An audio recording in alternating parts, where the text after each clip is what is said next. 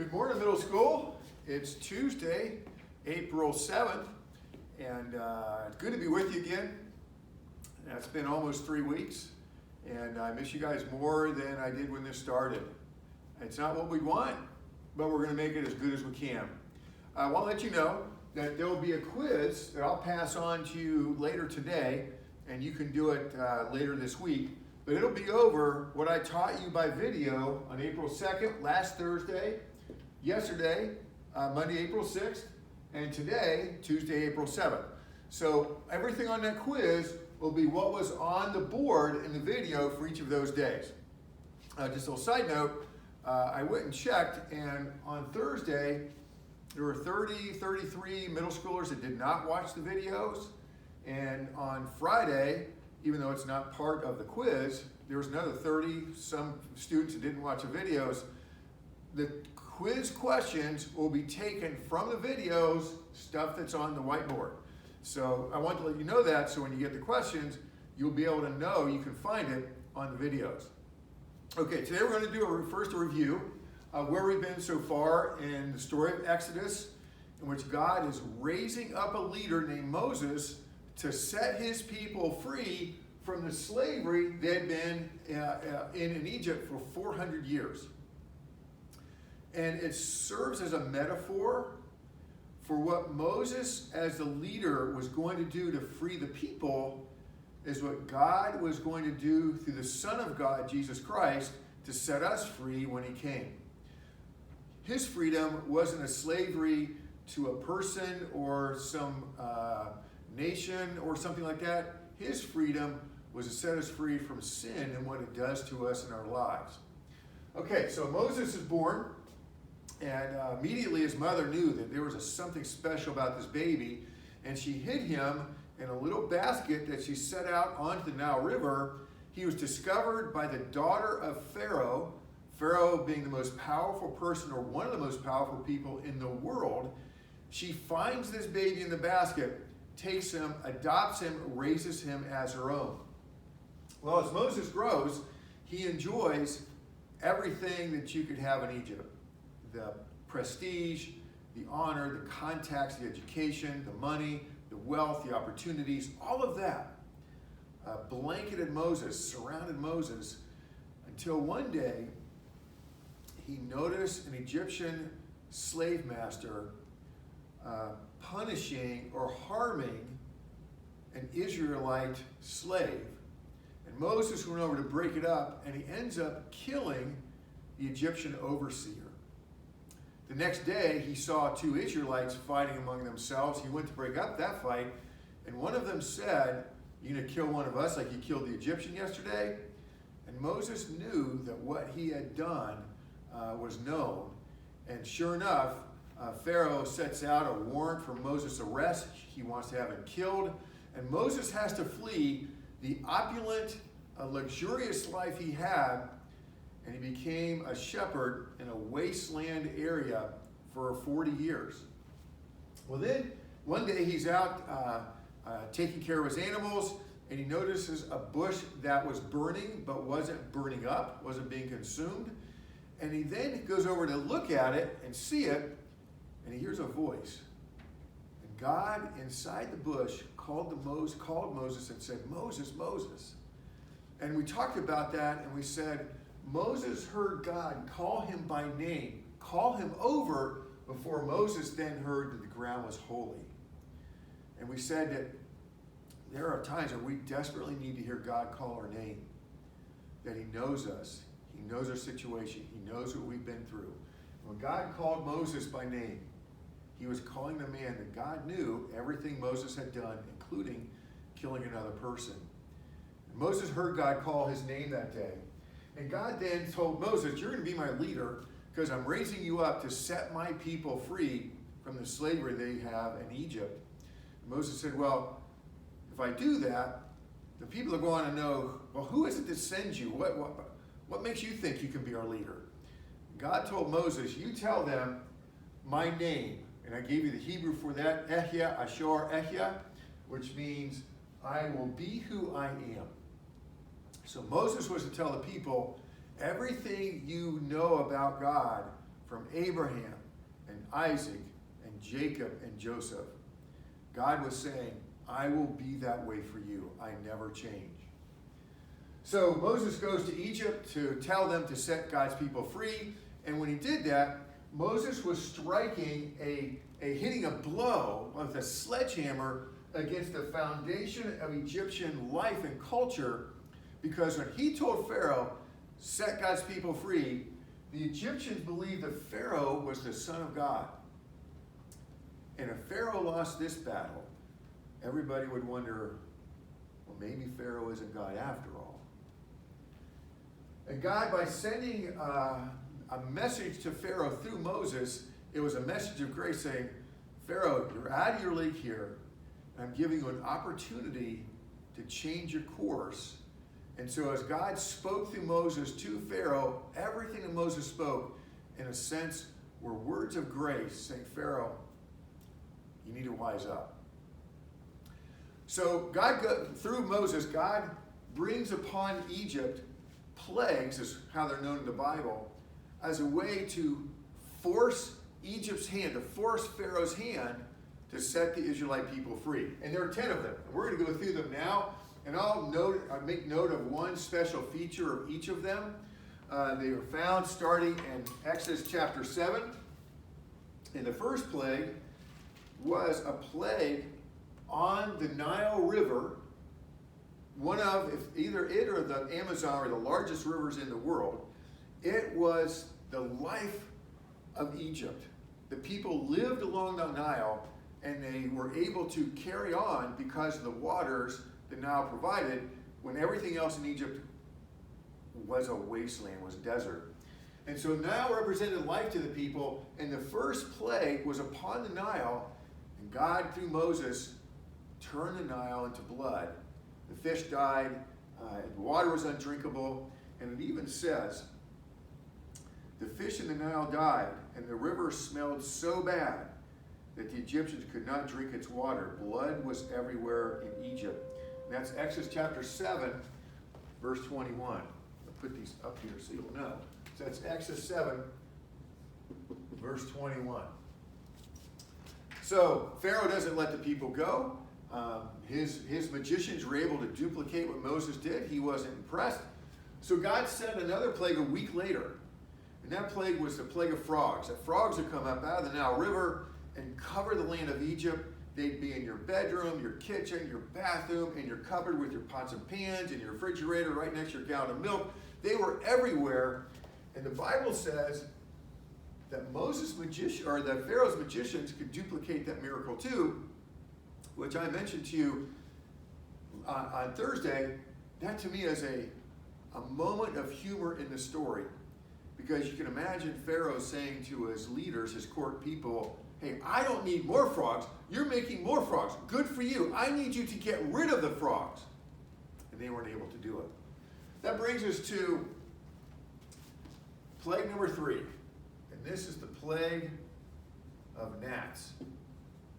You know those little tiny bugs that sometime in the summertime you'll be walking along and you'll walk right into a gnat cloud and they're all over you and you can't get rid of them. I remember the New York Yankees and Cleveland Indians, I think it was 2007, in the AL playoffs. The Yankees came in with their best reliever, or second best reliever, Java Chamberlain, and the gnats on the pitcher's mound in Cleveland coming off of Lake Erie were so ferocious, it just disrupted Java Chamberlain's pitches, and Cleveland was able to win that game. The gnats were so thick that the Bible says in chapter 8, verse 19, since the gnats were on the people and animals everywhere, the magician said to Pharaoh, this is the finger of God. They said, you can only explain this by God himself. Well, Pharaoh didn't get the message, and so they brought plague number 4, and this one is similar, the plague of flies. You know how annoying flies can be. They just, remember, when they get around, you can't get rid of them. And they're so quick, you are struggling to try to kill them.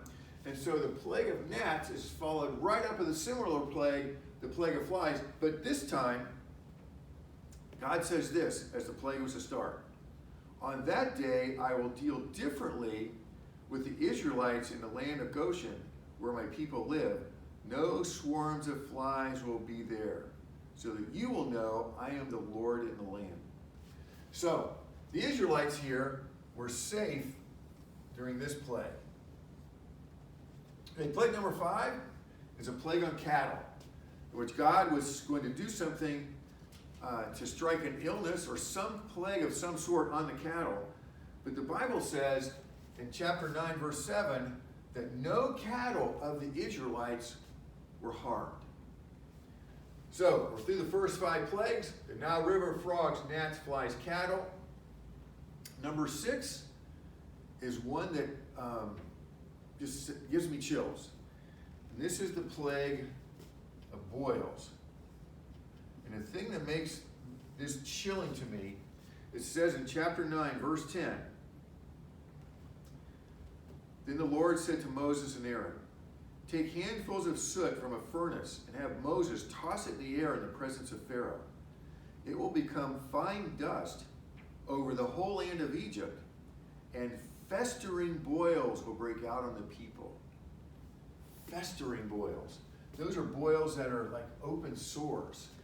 They break out all over the people, and the pus would, it's just to think about it, it just makes my skin crawl because of this word here, festering boils. Okay, that brings us to the next plague, number 7, and this is the plague of hail. It was just going to come down everywhere in Egypt in sheets, and God warned them before the plague came. Give an order now to bring your livestock and everything you have in the field to a place of shelter, because the hail will fall on every person and animal that has not been brought in and is still out in the field, and they will die. So Moses tells people and anyone who can hear, a bad storm's coming. It's going to hail like never before. Get your cattle, animals, everything you have, your cat, your dog, everything, and take it into the house. Make sure your kids are inside. Everyone you know, make sure they're inside. They will be protected in shelter, not if they're outside. The Bible says this about this plague, that some of the Egyptian people wised up. Those officials of Pharaoh who feared the word of the Lord hurried to bring their slaves and livestock inside. So there were some in Egypt who wised up. Plague number 8 is the plague of locusts.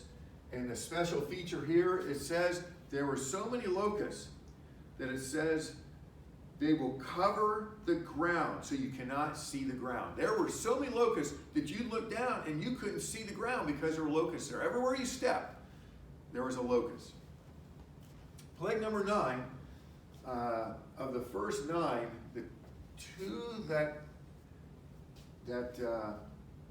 just are most unnerving to me are number 6, the boils, and this one. This is the plague of darkness. And the reason that one gets my skin crawling is one little detail it says about it in chapter 10, verse 21. The Lord said to Moses, Stretch out your hand toward the sky so that darkness spreads over Egypt. Here it is. Darkness that can be felt. I've never experienced a darkness like that. I've been in some pretty dark places. I remember being in a jungle in Venezuela. I think I told you this story. And I was out walking along the path between one of the village huts the people lived in to where I was staying. And as I was walking down that path, and there's no electricity, no lights, nothing. And I thought, I wonder what it's like if I turn off my flashlight. I turned off my flashlight and stood there. And I could not see my hand in front of my face. That's as dark as I've been and had a situation. And this says it's a darkness that could be felt. So those are the first 9 plagues, which brings us now to plague number 10. And this is the one that it just takes your breath away. Plague number 10. Now, to start it off, the people were to have a meal that night. And the meal consisted of a few things. There may have been some other things as well, but we know these three. Roasted meat, bread made without yeast. We call that matzah now, kind of like more of a cracker than what we think of a bread that has yeast in it, that's soft and has some got some life to it. This is bread without yeast, and then bitter herbs. When the Jewish people celebrate Passover today, this is typically horseradish.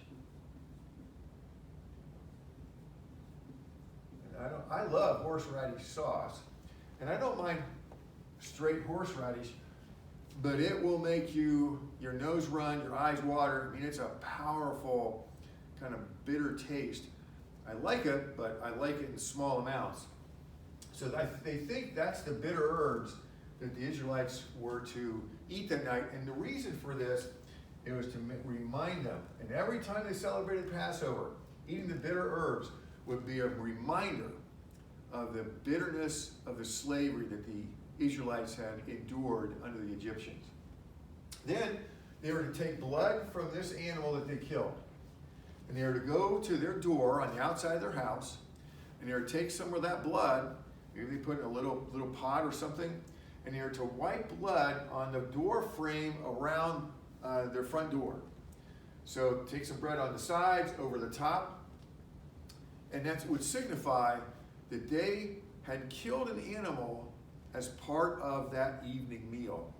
And the Bible says that God would pass over that house that had the blood on it when the plague came. And the plague was the plague of death. And God would send this plague into Egypt in the firstborn of their families. I'll read this to you in Exodus chapter 12. Exodus chapter 12, verse 12. On that same night, I will pass through Egypt and strike down every firstborn, both of people and animals, and I will bring judgment on all the gods of Egypt. Now, if an Egyptian heard about this and put blood on the doorframe of their house, they would be protected. God would pass over any house that took the blood of the dead animal and put it on their doorframe. The Israelites celebrate Passover down to this day. God gave it to them as a yearly annual feast of remembrance. And we believe that Jesus Christ came as our Passover animal or Passover lamb, so that he died and his blood covers us from God's judgment. So that's what we're doing today, April 7th on Tuesday. We did the review. We went over the plagues, including plague number 10. And this material and what we did yesterday and last Thursday will be the basis for the quiz that I'll pass on to you later today, and we'll make it due at the end of the week. Make sure you've got these videos, because you can go back and look at the board and have everything you're going to need for that quiz that you'll have later today. Boy, I miss seeing you guys, but that's today, Tuesday, April 7th. I'm out.